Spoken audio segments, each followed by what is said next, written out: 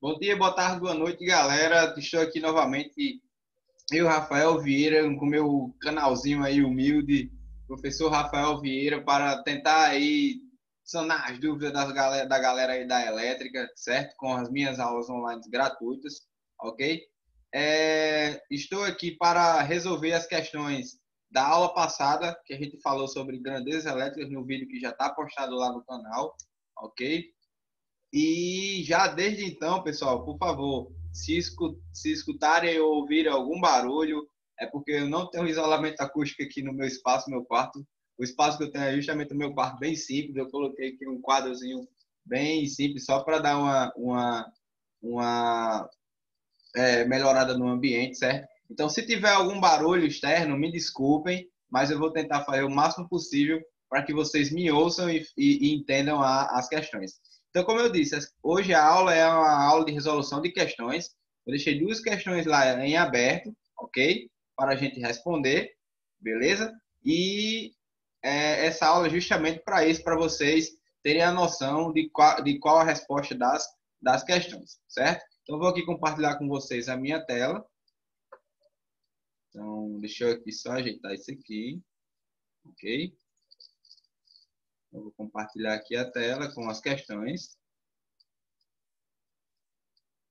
Bem rapidinho, porque aqui o computador deu barrinha. Mas vamos lá. Ok? Então, está aqui a questão 1.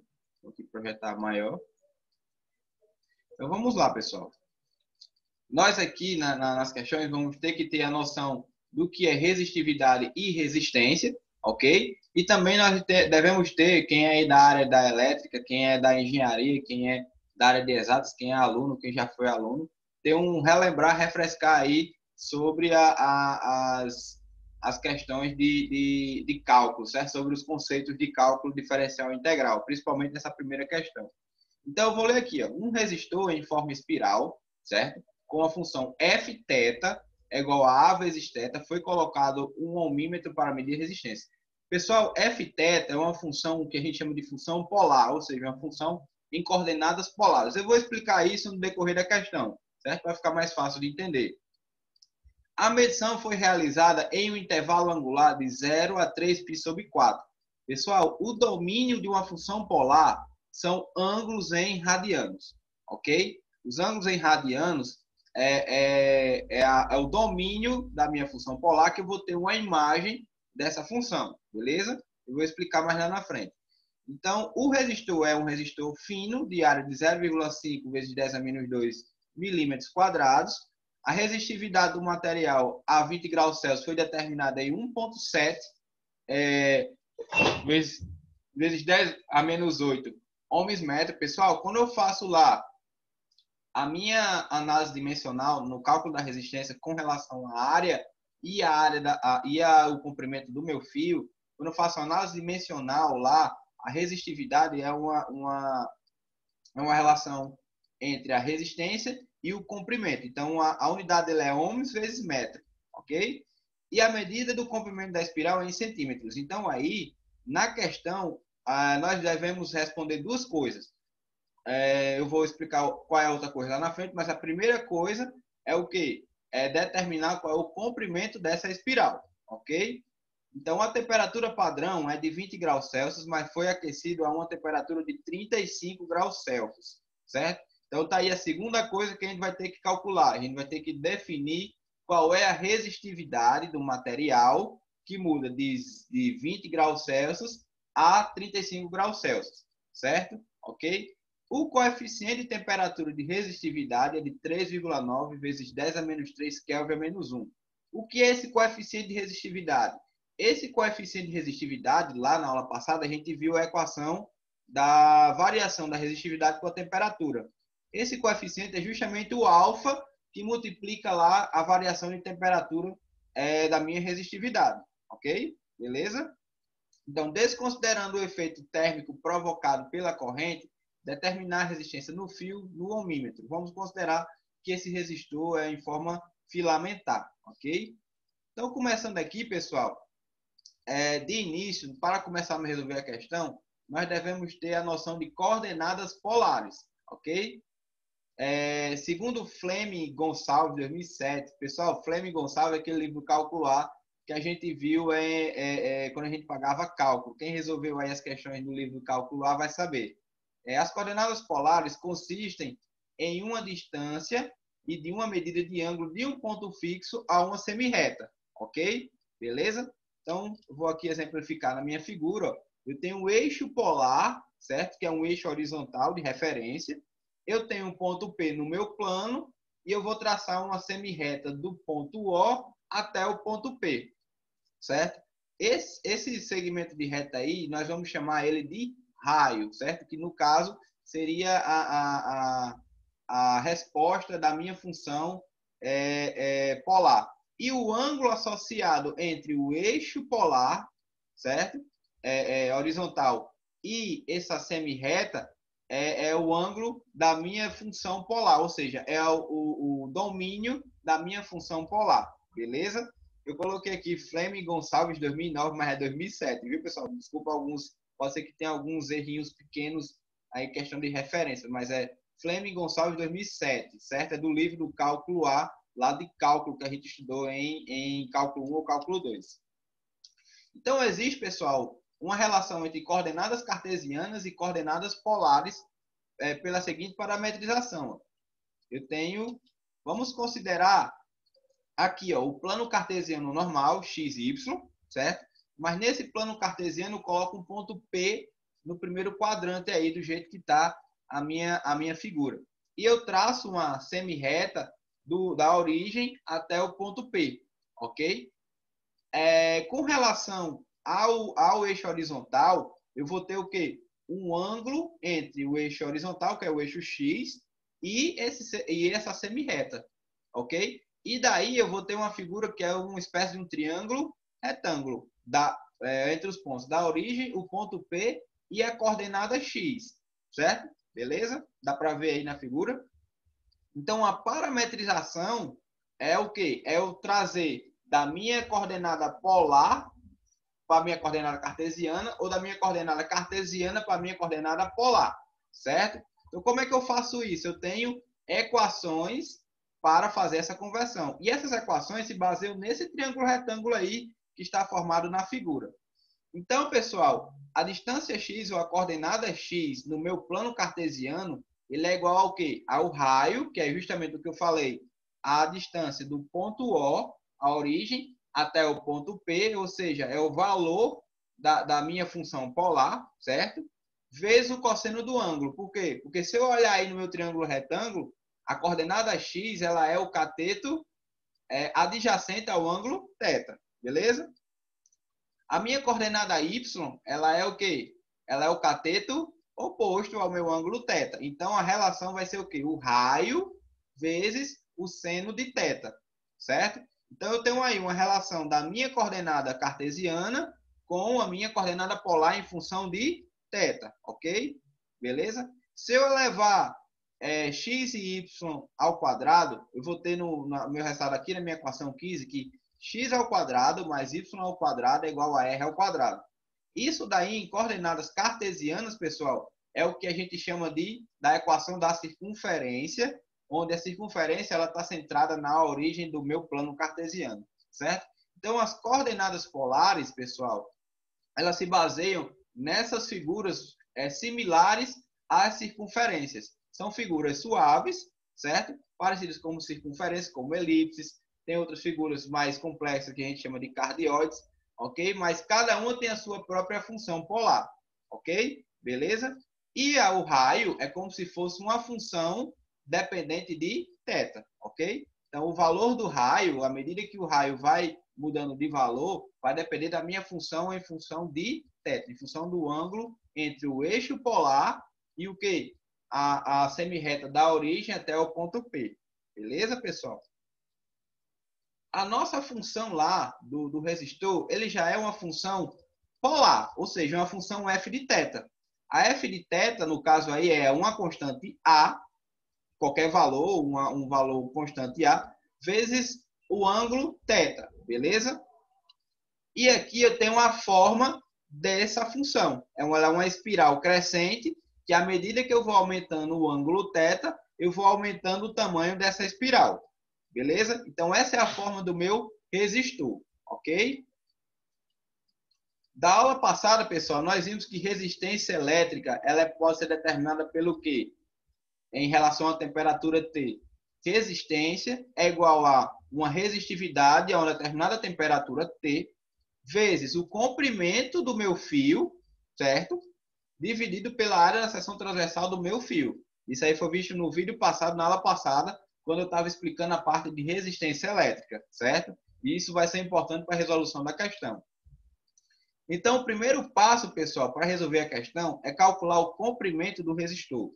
Ou seja, a gente vai ter que calcular o comprimento do resistor quando ele varia de ângulo de 0 a 3π/4, certo? Já que a gente viu lá que é uma função polar, ela depende diretamente de um ângulo para ter vamos dizer assim, uma imagem, um valor naquele ponto P, ou seja, um determinado raio, certo? Então, a gente vai ter que calcular qual é o comprimento dessa espiral, variando de 0 a 3π/4, ok? E a gente vai usar uma equação do cálculo diferencial integral que a gente chama de equação do comprimento de arco. Existe a equação do comprimento de arco nas coordenadas cartesianas e existe o comprimento de arco nas coordenadas polares, certo? Nós vamos usar o comprimento de arco para coordenadas polares. Eu vou mostrar qual é a equação no próximo slide. Ok? Então, devemos calcular o comprimento desse resistor da espiral do ângulo de 0 a 3π/4. Vamos imaginar que esse resistor ele seja maior. Ele seja uma espiral maior, mas eu quero só saber qual é a minha resistência entre o ângulo de 0 a 3π/4. Show de bola, galera? Beleza? Então, pessoal, em coordenadas polares, o comprimento de arco pode ser calculado por isso aqui, ó. Comprimento de arco é igual à integral definida do ângulo inicial da minha linha ou da minha curva até o ângulo final da minha curva polar da raiz quadrada da derivada da função polar ao quadrado mais a função polar ao quadrado vezes o diferencial de ângulo, no caso dθ, certo? Que eu estou trabalhando com funções polares, eu vou usar o domínio polar, que é o θ, certo? Que é uma função angular, certo? Ok? Então, podemos, pessoal, a partir da equação 18, e aplicar a nossa função na equação do comprimento de arco. Então, aplicando nossa função no comprimento de arco, eu vou ter o quê? Que o comprimento de arco da minha espiral aí, da minha questão, é o quê? É a integral definida de 0 a 3π/4 da raiz quadrada de A ao quadrado, certo? Aí eu tenho o quê? A minha parte derivada, né? O f de θ derivado ao quadrado. Então, se minha função era A vezes θ, a derivada de Aθ em relação a θ é igual a A, certo? É igual a constante. E, como é elevado ao quadrado, vai ser A elevado ao quadrado. Mais a minha função polar ao quadrado, que no caso seria Aθ, e ficaria, então, mais Aθ elevado ao quadrado dθ. Se eu manipular aqui a minha raiz quadrada, colocar o A ao quadrado em evidência e tirar ele da raiz, eu vou ter o quê? Que a minha equação 19 vai resultar em quê? Na minha integral definida de 0 a 3π/4 de A, raiz quadrada de 1 mais θ ao quadrado dθ, certo? Então, nós devemos responder essa equação 19 para achar qual é o comprimento do arco da minha espiral de 0 a 3π/4. Beleza, galera? Aí, nós vamos usar algumas técnicas de integração. Beleza? Pessoal, para resolver essa questão, primeiro nós devemos lembrar lá do cálculo diferencial integral o que é a técnica de resolução de integrais por substituição trigonométrica. Pessoal, eu tenho aqui um triângulo retângulo, certo? Eu tirei esse triângulo retângulo do livro também do cálculo A. A referência aqui é 2007, não 2009, me desculpem. Mas vamos supor que esse θ aí seja um determinado alfa. Só para eu ter uma separação do θ da minha função polar e do alfa que eu vou fazer a mudança de variável, certo? Então, vamos trocar esse θ aí do meu triângulo retângulo por alfa. O cateto adjacente é a minha função, certo? A minha função. Qual função? A função que está dentro da raiz quadrada lá da minha integral, certo?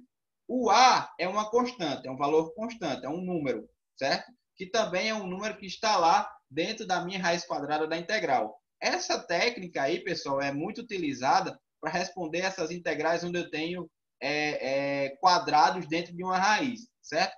E a hipotenusa é o quê?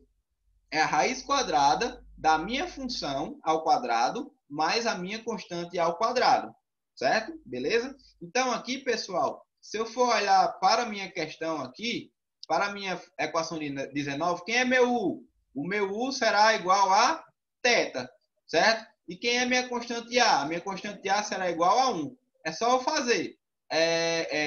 U ao quadrado é igual a θ ao quadrado. Então, U é igual a θ.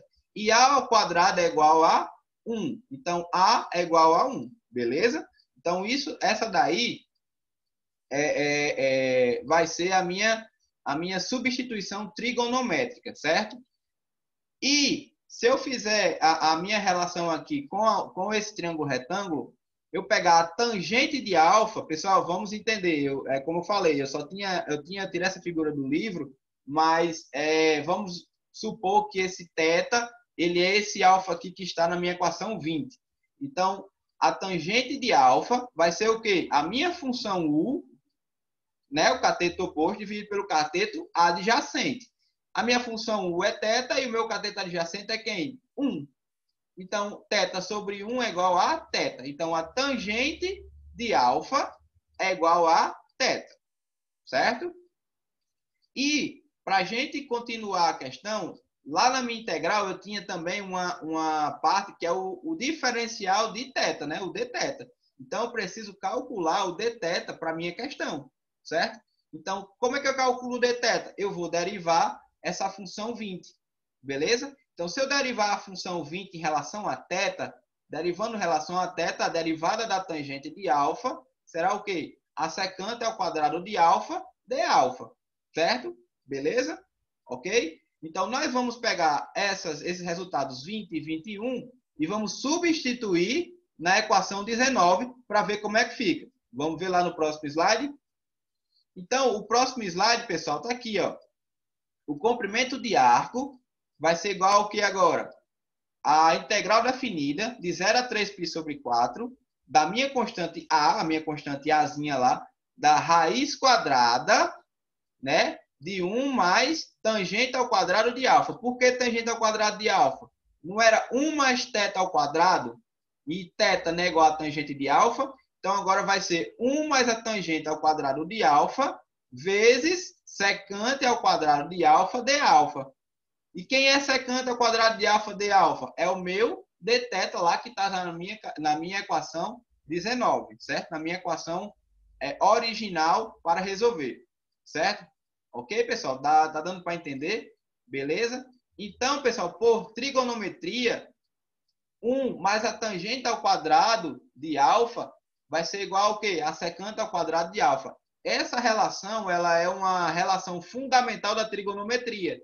Assim como secante ao quadrado mais seno ao quadrado mais cosseno ao quadrado é igual a 1, 1 mais a tangente de θ ao quadrado é igual a tangente, 1 mais a tangente ao quadrado de alfa é igual a secante ao quadrado de alfa. Certo, galera? Beleza? Então, vou colocar aqui, continuar na minha equação 22, vou colocar A, que é a minha constante da minha questão, certo? Vezes a raiz quadrada da secante de alfa, que vem justamente dessa relação fundamental 1 mais a tangente ao quadrado de alfa, vezes a secante ao quadrado de alfa, de alfa. Beleza? Então, se eu tirar a secante ao quadrado de alfa da minha raiz, vou ficar com o quê? A vezes a secante de alfa, vezes a secante ao quadrado de alfa, de alfa. Multiplicando, eu vou ter agora o quê? A vezes a secante ao cubo de alfa, de alfa. Tá vendo aí, pessoal? Ó, lembrando do cálculo, ó, substituição trigonométrica. Eu usei relações trigonométricas a partir de um triângulo retângulo simples e mudei da minha variável θ para a minha variável alfa. Então, agora eu vou responder a questão em relação a alfa. Mas, no final, a gente vai ter que retornar para a nossa variável de origem para que a gente tenha a resposta final. E qual é a variável de origem? A variável de origem é o θ, que é a variável de origem da minha função polar, ok? Então, pessoal, outra técnica que a gente pode utilizar é a técnica de integração por partes. Para resolver a equação, a equação não, a integral de A secante ao cubo de alfa, certo? Beleza? Então, pessoal, a integração por partes, nós também tínhamos uma espécie de mudança de variável, certo? Ela tem uma equação própria que eu vou mostrar no slide posterior. Mas a gente precisa definir algumas variáveis. Nós geralmente definimos as variáveis U e V, certo? Na minha equação aqui, ó, a minha equação anterior, eu tenho o quê? Que a equação 23 ele pode ser desmembrado em quem? A vezes a secante de alfa vezes a secante ao quadrado de alfa de alfa, certo? Então, aqui, pessoal, eu vou chamar U de secante de alfa e eu vou derivar essa função U. Então, du vai ser o quê? Secante de alfa, tangente de alfa, certo? E a minha parte, para eu saber o V, eu preciso do meu dv, ou seja, o meu diferencial de V. Então, dv eu vou igualar a secante ao quadrado de alfa de alfa. Se eu integrar dos dois lados a equação 26, eu vou achar que V é igual a tangente de alfa, certo? Beleza? Eu vou precisar dessas 4 equações, dessas 4 informações, para eu montar a minha técnica de integração por partes, certo? Show de bola? Então, vamos continuar aqui, ó. Então, pessoal, pela técnica de integração por partes, eu tenho essa equação aqui, ó. Integração por partes é uma integração onde eu tenho uma função U e um diferencial V, certo? Diferencial V, dv. O dv vai ser igual a quê? A U vezes V, que são duas funções, menos a integral de V du. Eu coloquei já os integração de 0 a 3π sobre 4, porque já é da nossa questão. É só para deixar completinho, certo? Então, integração por partes é isso. É eu ter uma função U e o diferencial V, certo? No caso, seria uma espécie de duas funções diferentes, mas a dedução do cálculo vem um pouco diferente. Então, a integral de U dv, a integral da minha função U em relação ao diferencial dv é igual a U, uma função U, vezes V, menos a integral de V du, certo? E no slide anterior, nós já calculamos, nós já achamos quem é U, quem é du, quem é dv e quem é V, certo? E agora a gente só vai substituir nessa equação 28. Ó. Substituindo na equação 28, eu vou ter o quê?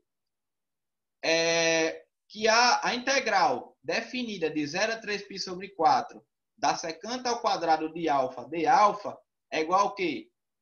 O meu A, que é a minha constante, vezes a tangente de alfa. Quem é a tangente de alfa? Lá no slide anterior é o V. Vezes a secante de alfa. Quem é a secante de alfa lá na minha equação? É o U, né? Menos a integral, né? Isso? De 0 a 3π sobre 4 de A, que é a minha constante. O A ele vai continuar participando da minha equação, porque ela é a constante da minha função polar, vezes a tangente de alfa. Quem é a tangente de alfa? De novo, é o V. E quem é o meu du? O meu du é secante de alfa, tangente de alfa de alfa.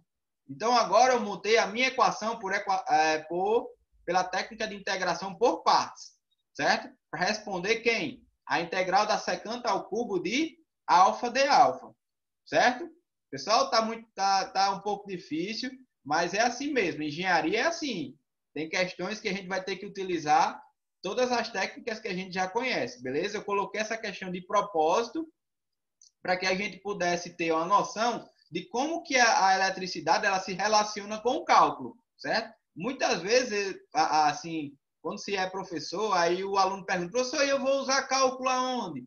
Aí, tá aí um exemplo. Resolver algumas questõezinhas, usa-se também cálculo diferencial integral. E outras disciplinas também da área de elétrica vai ter que ter uma noção de cálculo diferencial integral. Então, essa questão eu mesmo criei, então eu fiz ela de propósito para a gente ter a interligação entre a parte elétrica, da engenharia elétrica, e a parte básica do cálculo, certo? Então, já usei aí, ó, 2 métodos de integração. Substituição trigonométrica, certo? Que eu saí do meu θ para uma função alfa, certo? Uma variável alfa.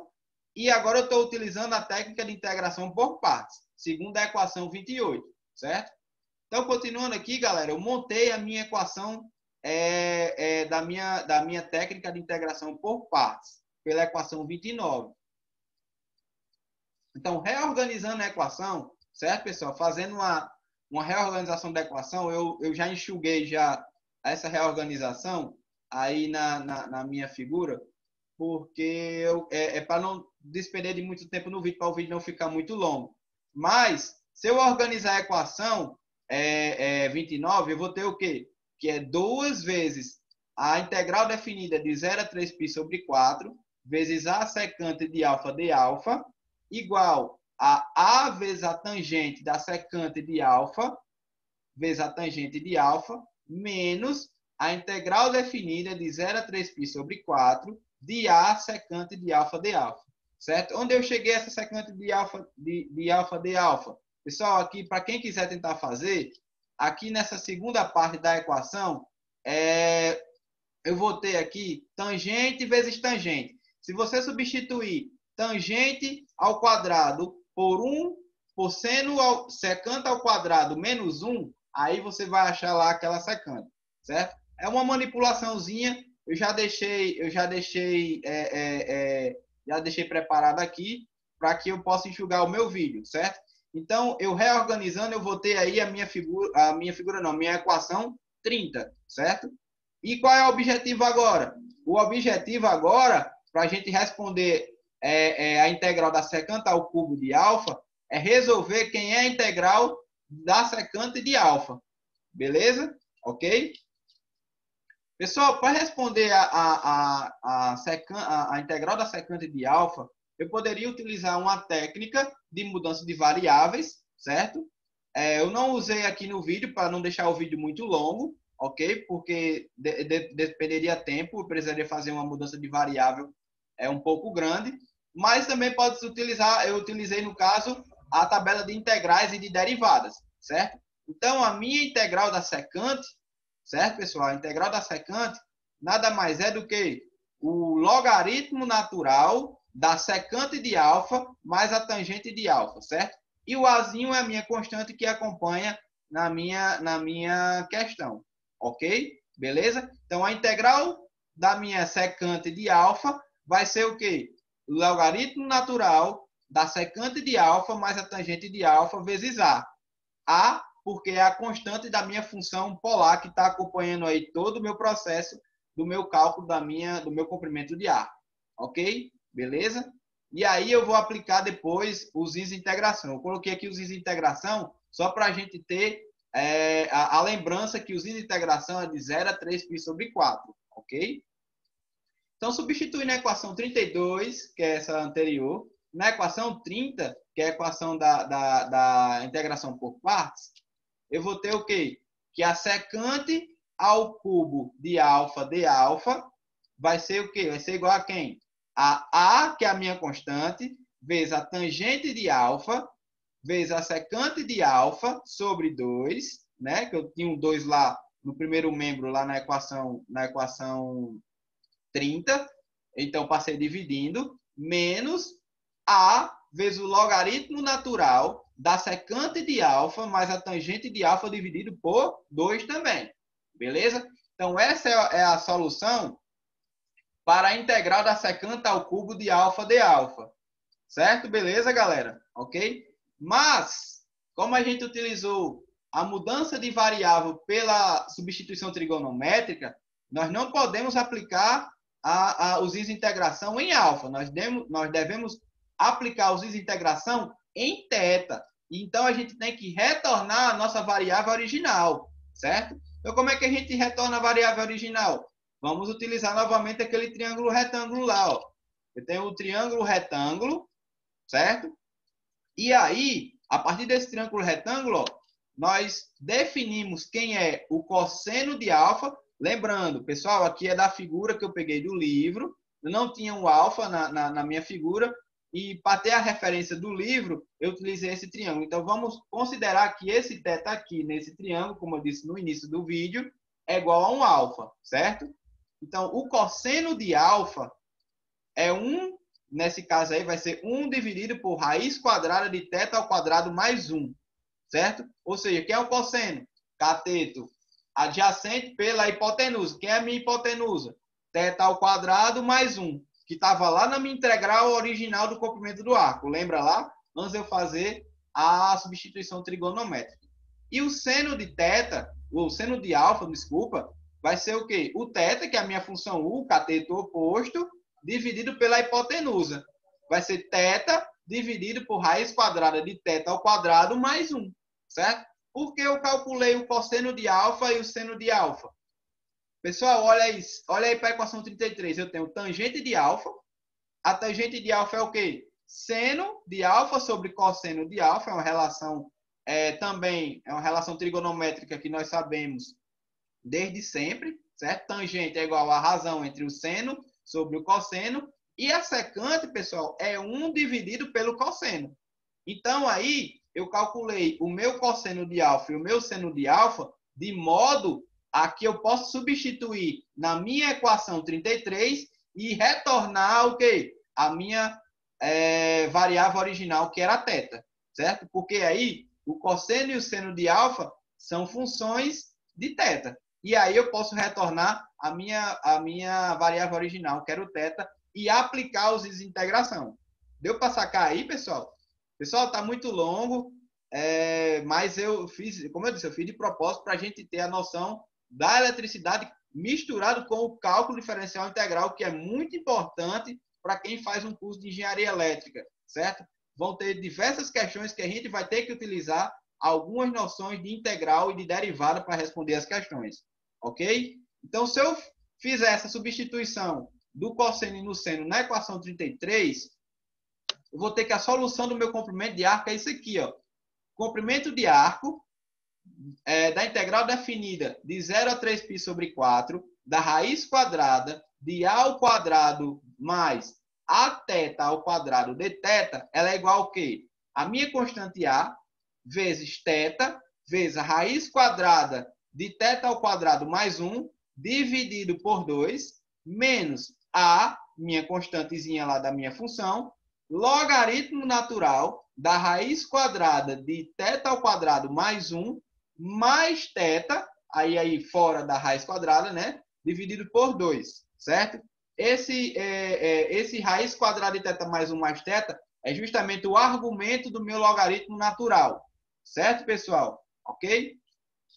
E eu, para resolver a questão, deixar a questão mais simples, eu disse que A é igual a 10, certo? Mas o A poderia ser qualquer valor.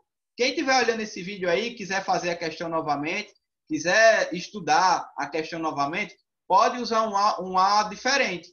Pode usar um A igual a 5, um A igual a 100, um A igual a 1, um A igual a 1000, certo? Eu usei 10 porque foi um valor que eu escolhi para que eu tenha um valor numérico no final e eu não tivesse um valor, uma resposta, vamos dizer assim, literal, que ficaria mais complicado de entender. Certo, pessoal? Eu prefiro fazer as questões com resultados numéricos. Então, eu adotei que a minha constante A, lá da minha função polar, vai ser igual a 10. Certo? Ah, professor, por que eu não botei 10 logo lá na função? Eu não botei para a gente ter justamente essa noção que a gente pode ter mudanças de valores. E quando eu mudar o A, eu vou ter uma espiral maior ou vou ter uma espiral menor, certo? Então, eu tenho uma espiral aí onde a constante dela é 10. Se eu tenho uma espiral com a constante igual a 100, ela vai ser uma espiral o quê? 10 vezes maior. Então, eu botei a função A vezes θ de propósito para que eu pudesse explicar a vocês que quando eu mudo essa constante, a minha espiral ela também vai mudar de tamanho. E o ângulo, mesmo que o ângulo permaneça o mesmo, certo? Beleza? Porque a variação angular ela é sempre fixa, ela sempre se repete a cada 2π. Mas o que é que vai mudar na característica da espiral? Vai ser a minha constante A, ok? Então eu coloquei A θ de propósito e escolhi que A é igual a 10, certo? Então, aplicando os índices de integração e dizendo, para mim, eu escolhi que A é igual a 10, eu vou ter a seguinte resposta. O comprimento do arco da minha espiral, certo? Da minha espiral lá, vai ser igual a 22,2 centímetros. Já que eu disse que lá na questão, a espiral ela estava em centímetros. Beleza, galera? Deu para entender aí? Então, eu peguei o conceito de resistividade, de resistência e de resistividade e estou calculando o comprimento dessa espiral utilizando o cálculo diferencial integral, certo? Ok? Então, eu cheguei à minha resposta aí de 22,2 centímetros. Pessoal, para calcular a resistência elétrica de um resistor, nós devemos primeiro calcular quem é a resistividade, certo? Com relação à temperatura de 35 graus, ok? Então, ρ é igual a ρ0, que é um valor de referência, é uma resistividade de referência, mais 1, ou vezes 1 mais alfa T final menos T inicial, que no caso a minha questão lá era 20 graus Celsius. Pessoal, o meu alfa ele está numa temperatura absoluta de Kelvin menos 1. Mas em termologia, a gente sabe que a variação de temperatura em Kelvin é igual à variação de temperatura em Celsius. Ou seja, se eu tenho 10 graus de variação em Celsius, eu vou ter 10 Kelvin em variação na temperatura Kelvin, certo? Beleza? Então aí, pessoal, eu tenho uma variação de 35 graus no final e de 20 graus no início. Então, qual vai ser a minha variação tanto em Kelvin quanto em Celsius? De 15 graus Celsius ou de 15 Kelvin, certo? Então, se eu aplicar os meus valores, as constantes e o valor que eu tenho da variação de temperatura na equação da resistividade, eu vou ter o quê? Que a minha resistividade a 35 graus vai ser 1,7 vezes 10 a menos 8 vezes 1 mais 3,9 vezes 10 elevado a menos 3 vezes 15. Não é isso? Que é a variação de temperatura 35 menos 20, que dá 15. E no final, a resposta vai me dar o quê? 1,8 vezes 10 a menos 8 ohms vezes metro. Dá para ver aí, pessoal, que a mudança foi muito pequena. Variou de 1,7 para 1,8. Mas já dá para ver que se eu mudar a temperatura, a resistividade do material ela vai mudar, certo? Então, se eu aumentar mais e mais a temperatura, esse valor aqui no final da minha resistividade a uma temperatura T, ela vai ser maior, certo? Isso se o coeficiente for positivo. Lembra lá da aula passada, certo? Se o coeficiente de temperatura de resistividade for negativo, a resistividade tende a diminuir. Mas na nossa questão, o coeficiente de temperatura de resistividade ele é positivo. Então, ele tende a crescer à medida que a temperatura aumenta. Show de bola, galera? Então, calculamos aí o comprimento de arco utilizando técnicas de integração e de derivação. E calculamos agora a resistividade à temperatura de 35 graus. E o que é que falta agora? Falta somente calcular a resistência elétrica a partir dessas variáveis aí que a gente descobriu, ok? Então, podemos definir a resistência seguinte, ó. Resistência é igual ao meu ρ a 35 graus, 1,8 vezes 10 elevado a menos 8, vezes o comprimento. Quem é o comprimento lá? É o comprimento do arco, em centímetros. Então, é 22,2 vezes 10 elevado a menos 2.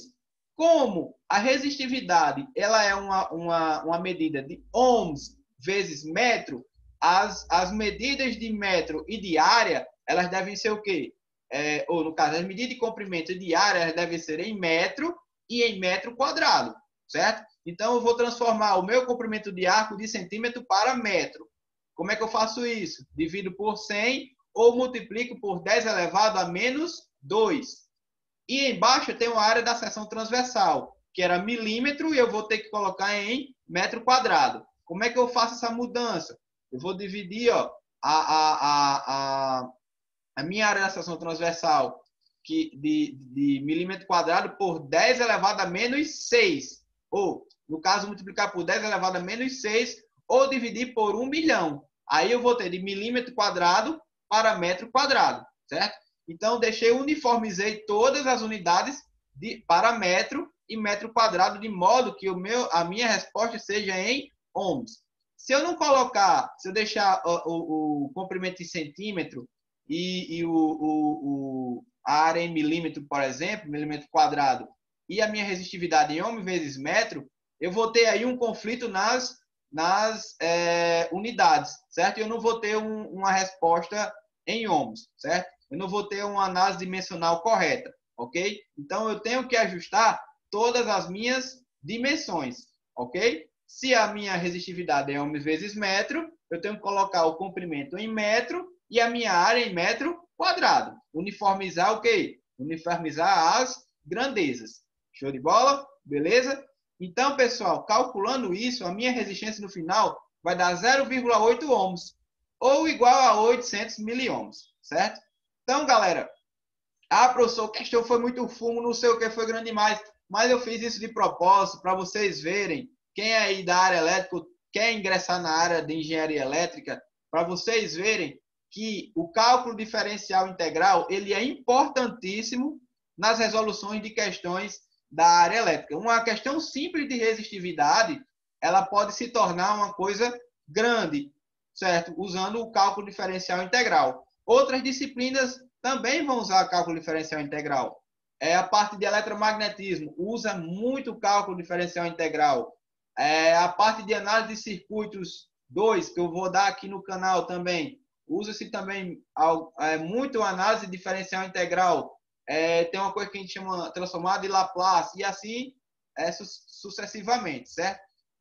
Então, pessoal, a engenharia ela é nada mais do que a junção da parte elétrica com os conceitos de cálculo diferencial integral, certo? Beleza? Quem é aí da área sabe, e quem está tentando ingressar na área vai sabendo aí que vai ter um pouquinho de cálculo para vocês terem noção de como que funciona a área de engenharia elétrica. Não só a engenharia elétrica, mas qualquer outra engenharia.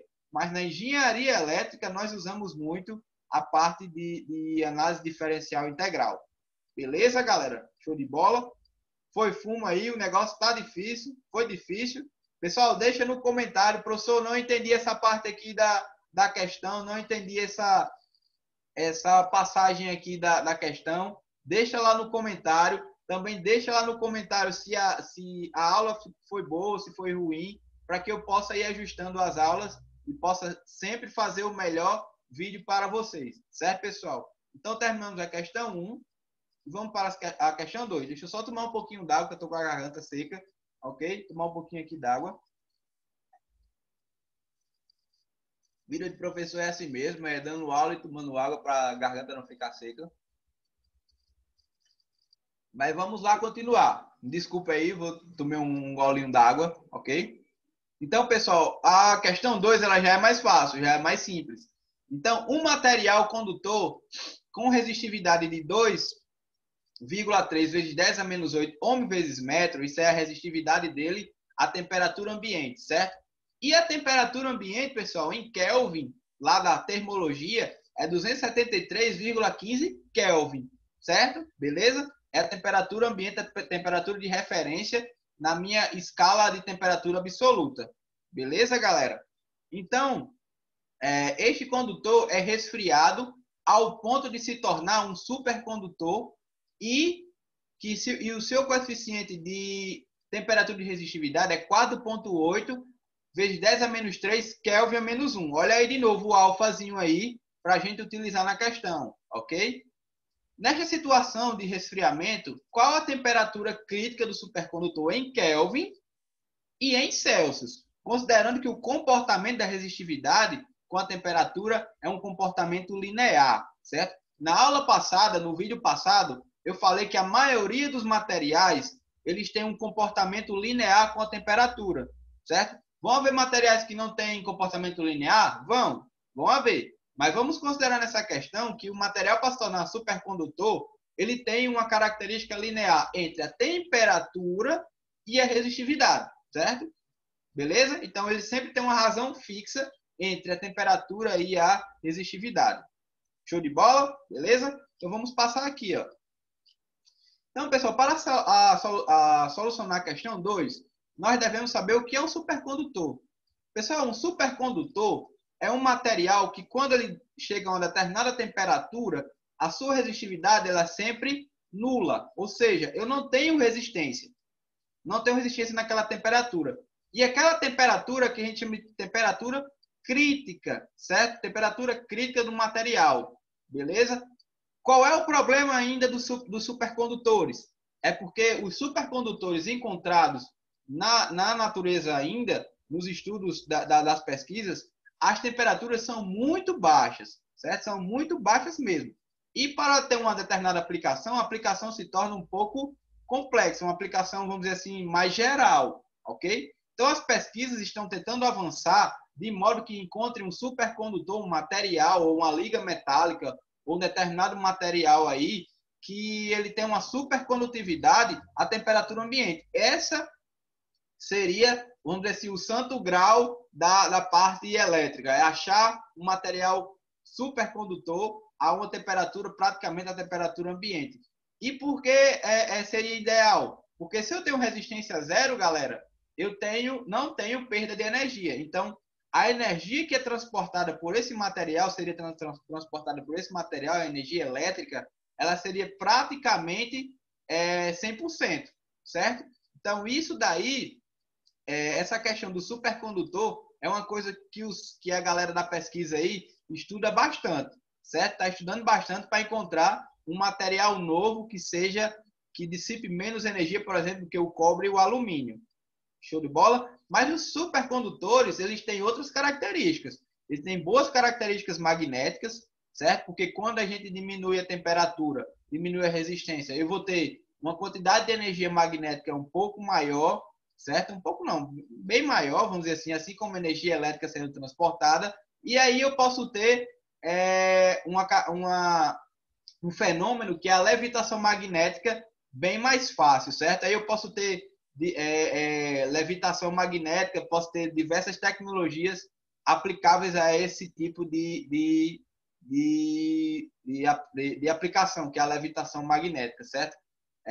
Então, a temperatura crítica, galera, é a temperatura com que o material ele se torna um supercondutor, ou seja, a sua resistividade, a sua resistência, ela é zero, ok? Então, desse modo, pessoal, nós vamos igualar a equação da resistividade a zero, para que eu possa calcular a minha temperatura crítica em Kelvin e a minha temperatura crítica em Celsius.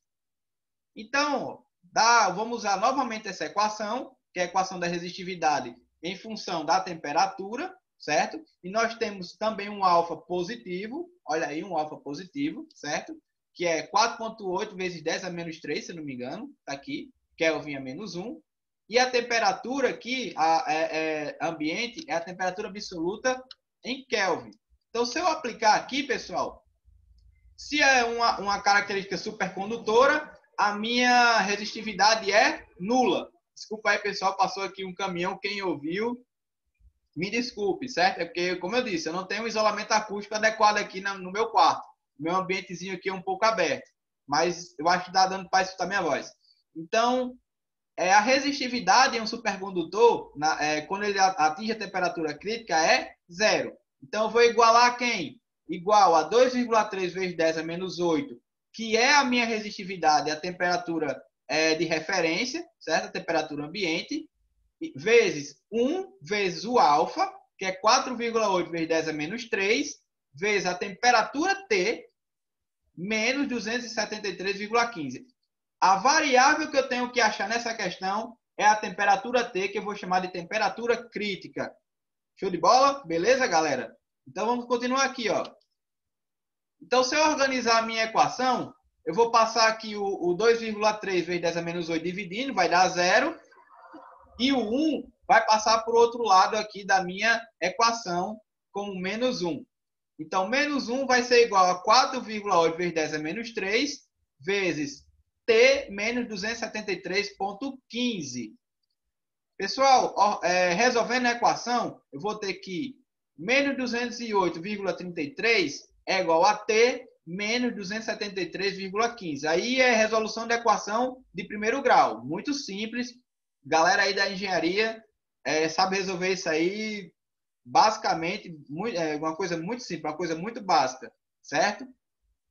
Então, a minha temperatura crítica em Kelvin será 64,82 Kelvin. Pessoal, o valor é positivo, mas a quantidade de energia aí envolvida nessa temperatura é muito baixa, certo?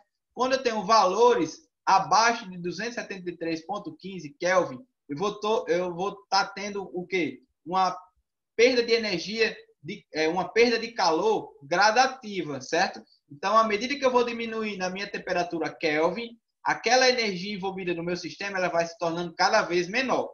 E olha a diferença, 273,15 para 64,82. A perda de energia térmica aí, ela é muito menor, ela é muito pequena, beleza? Beleza, pessoal? Então, vamos lá. Continuando aqui, pessoal, o celular está tocando aqui, mas deixa aí, me desculpa novamente. Então, a relação entre a temperatura Celsius e a temperatura Kelvin da termologia é o quê? A temperatura Celsius igual à temperatura Kelvin menos 273,15, ok? Então, se eu calcular aqui, ó, a temperatura Celsius vai ser o quê? 64,82 Kelvin menos 273,15, que vai dar igual a menos 208,33 graus Celsius. Essa questão aí, pessoal, essa temperatura aí é uma temperatura baixíssima para padrões normais. E a quantidade de energia térmica aí é muito pequena. Então, nessa situação aí, esse material hipotético da questão, ele se torna um material supercondutor, ou seja, a resistividade dele é nula. Ok, pessoal? Beleza? Show de bola? Dando para entender? Galera, então nós terminamos aqui a segunda questão. A próxima aula será sobre lei de Ohm e lei de Kirchhoff. Ok? Beleza? Eu estou aqui preparando uma apostila. No caso, eu já preparei uma boa parte dessa apostila sobre análise de circuitos 1. Eu vou aqui compartilhar aqui com vocês. Certo? Eu vou ver se dá aqui para compartilhar. Deixa eu só tirar aqui a minha apresentação. Procurar aqui no meu computador.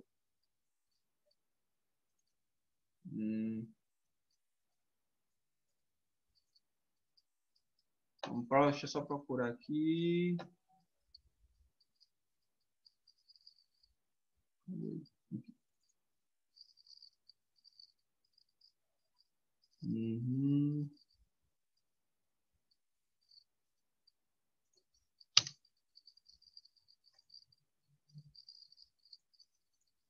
Então, pessoal, estou só aqui abrindo aqui a minha apostila, certo?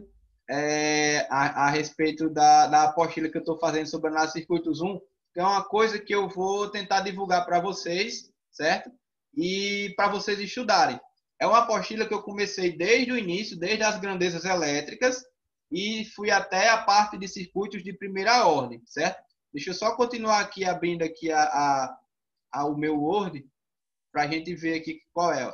Então, vou compartilhar agora com vocês. Vou compartilhar agora aqui com vocês a minha apostila que eu estou criando. Ó, tá aqui, ó. Pessoal, essa aqui é a minha apostila de análise de circuitos 1, da disciplina de análise de circuitos 1.